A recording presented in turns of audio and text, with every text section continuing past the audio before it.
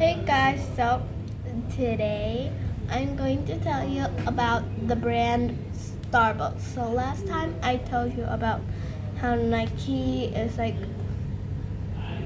kind of involved in Greek mythology, like with the goddess of victory. Okay, so Starbucks was founded in 1971 in Seattle, Washington, and it shares a fascinating accidental connection to mythology and classic literature.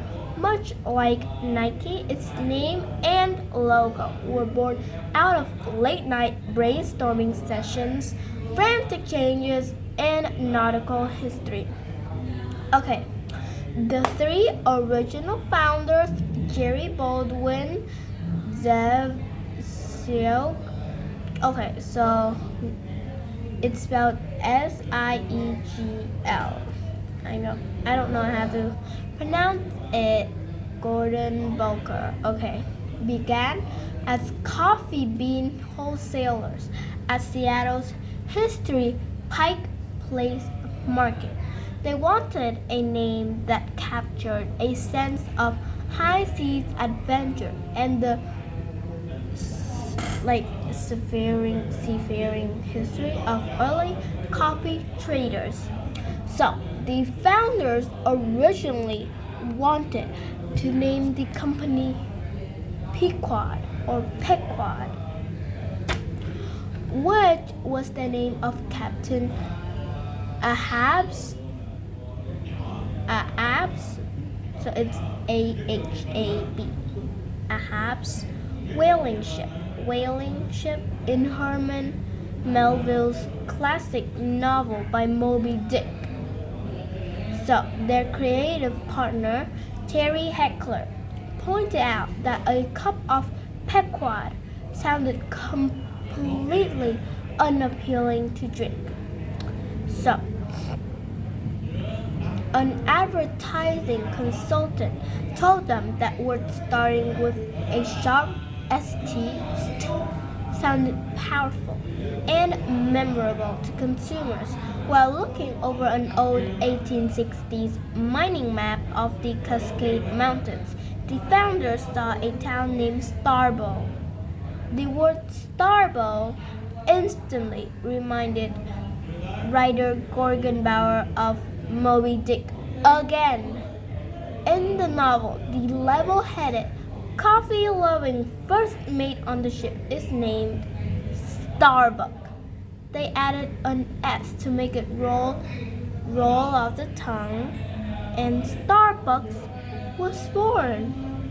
So, once they had a nautical name, they needed a matching nautical logo. So, Terry Heckler began combining through 16th century marine woodcuts until he found a specific image that caught his eye. So, what is it?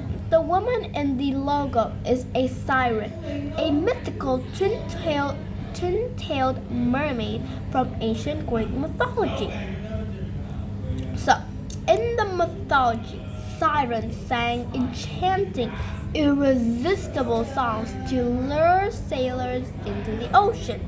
The founders thought that the siren was the perfect visual metaphor for the irresistible siren song of coffee that lures coffee lovers to their shops.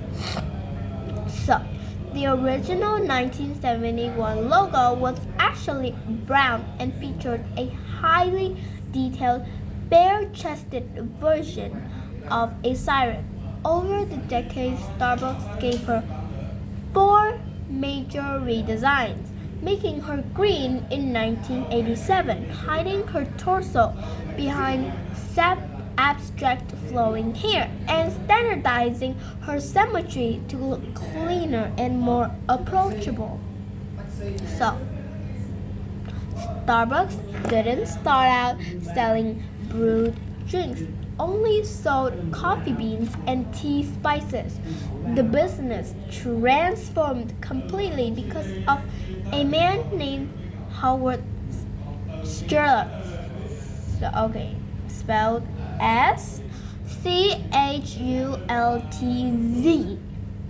So, Schultz was hired to the marketing director in 1982. During a business trip to Milan, Italy, he fell in love with Italian espresso bars and the community culture surrounding them. He envisioned turning Starbucks from a beef shop into a cozy, public, third place outside of home and work where people could relax and gather. He eventually bought out the original founders in 1987, combined it with his own Italian style cafes, and grew the brand into a global empire with tens of thousands of locations worldwide. So, thank you for listening and watching. Goodbye.